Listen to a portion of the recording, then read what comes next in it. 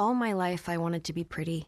The film opens with the narration of Tally giving a quick recap on how humans exhausted their natural resources until the globe collapsed. To prevent the world from deteriorating, a group of scientists generated a white orchid that became an efficient source of energy, which not only reversed the collateral damage, but also helped humanity take a giant leap into the future. However, human nature remained unchanged, which was the biggest threat to humankind itself. So a mandatory surgery, at the age of 16, has been invented to make everyone perfect enough to never create global conflicts that drive the planet to obsolete. Before the surgery, everyone is associated as Uglies and is kept in a locked facility. Tally happens to be one of them Uglies. Currently, Tally is contacted by her best friend, Paris, to the rooftop. Tally breaks out of the window and climbs the facility all the way up to the roof. Their conversation reveals that Paris is turning 16 tomorrow and is finally getting his surgery to step out in the new world, whereas Tally still has 3 months left. At the graduation ceremony, Tally reminds Paris to meet her under the bridge 1 month later to update on the outer world. She anticipates the day she will get to see Paris again and reminisces about old times, from becoming best friends to getting the same scars on their palms to solidify their friendship.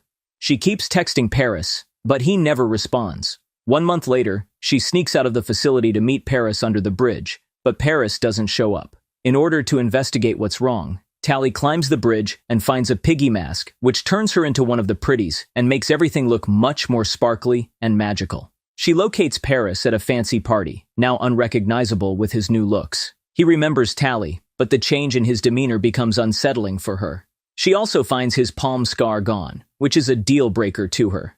Soon, the wardens announce of an intrusion in the party, so she runs away and finds herself a bungee jacket to jump off the tall building and escape. When she gets back to the bridge, the wardens catch her in their flying ship, but an Ugly from her facility saves her by offering a ride on her hover skateboard, during which they successfully dodge the wardens. Tally takes the girl to the kitchen and steals food using the glitch she has found in her ring. They sit on the rooftop, where the girl introduces herself as Shay. The two become friends when they find out they're birthday twins. The next day, Shay makes Tally skip classes to give her lessons on flying the board. Days later, Tally lends a book from some rebels, which is written on a land called the Smoke. A day before their birthday, Shay reveals she doesn't want to get the surgery and would rather go to the Smoke, where looks don't matter. Tally believes that the Smoke is a fantasy, but Shay proves her wrong by taking her out in the wild, from where they make a long journey to the ruined land. She takes her on top of a destroyed building and lights fire to signal a man named David, who comes to take her to the Smoke. She wants Tally to come along, but Tally is fixated on becoming beautiful and wanting to be seen.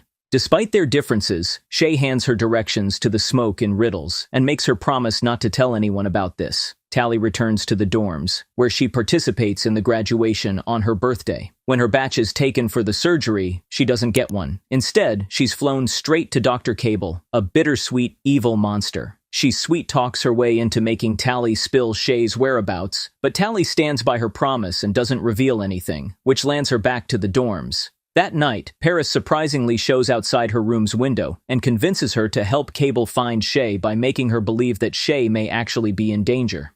The next day, Tally visits Cable, who confides in her about a weapon that David and his people are creating to destroy their city, just to gain Tally's trust.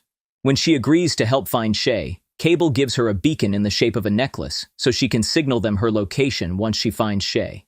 Up next, Tally embarks on a journey out in the wild all by herself, using Shay's riddles. She stops by a white orchid field and rests for a while.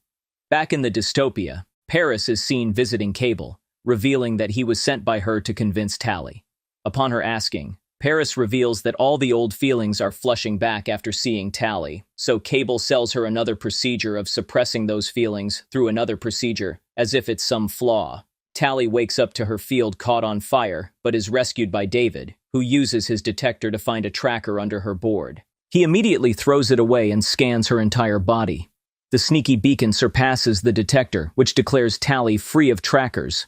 While he directs her up ahead, Cable finds out about the tracker and sends 2 wardens to the location their tracker last showed, knowing that Tally has been approached by the people. David takes Tally to the outpost to get vaccinated first. There she finds Shay and becomes overjoyed. When alone, Tally indirectly shows concerns for Shay regarding the place, which makes Shay realize Tally has only come to get her back to the city and bluntly tells Tally to leave right away.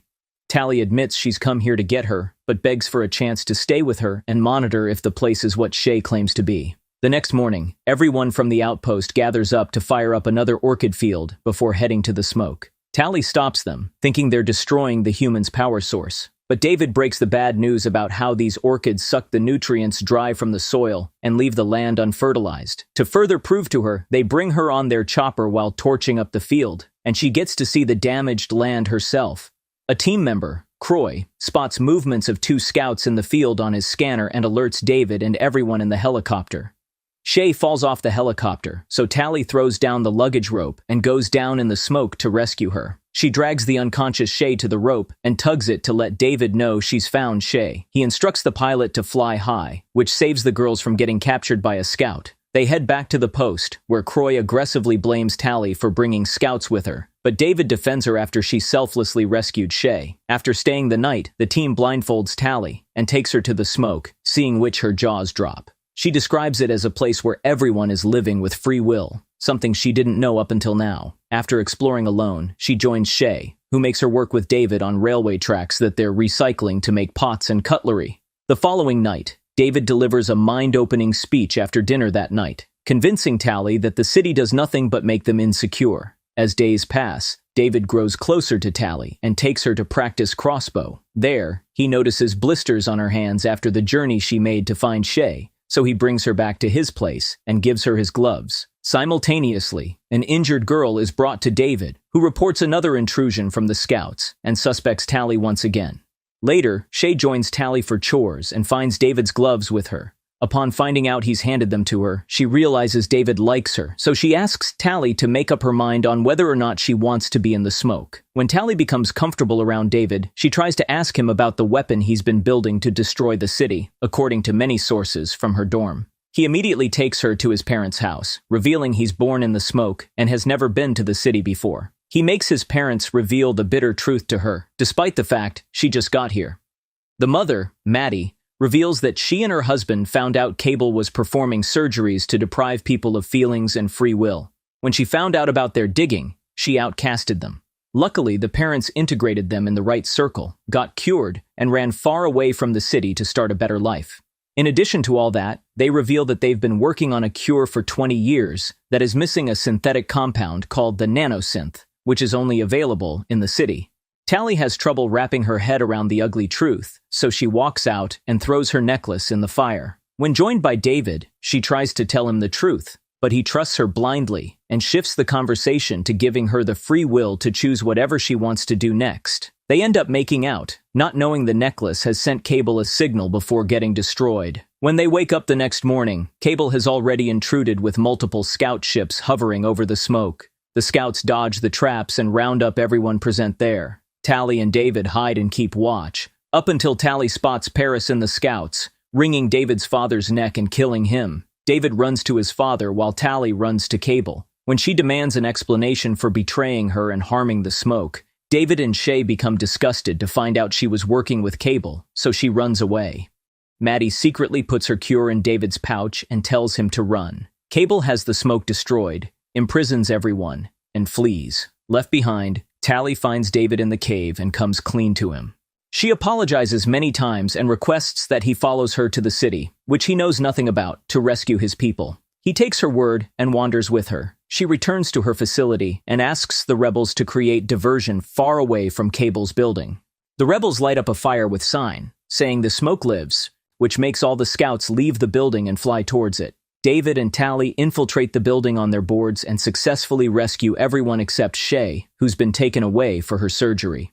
Croy is mad at her, but she comes up with a plan to rescue her. However, she meets the unexpected when she finds Shay all dolled up standing in front of her with no feelings and a burst of positive energy. Cable and Paris show up and herd David, Tally, and Maddie to the surgery panels. While Cable blabs about free will as a factor leading to the world's destruction, Croy flies near the window in his chopper and sets everything on fire, eventually freeing David and Tally. Before running away, Maddie steals the nanosynth. On the roof, Paris stops them, but Tally cries in front of him and tries to jog his memories.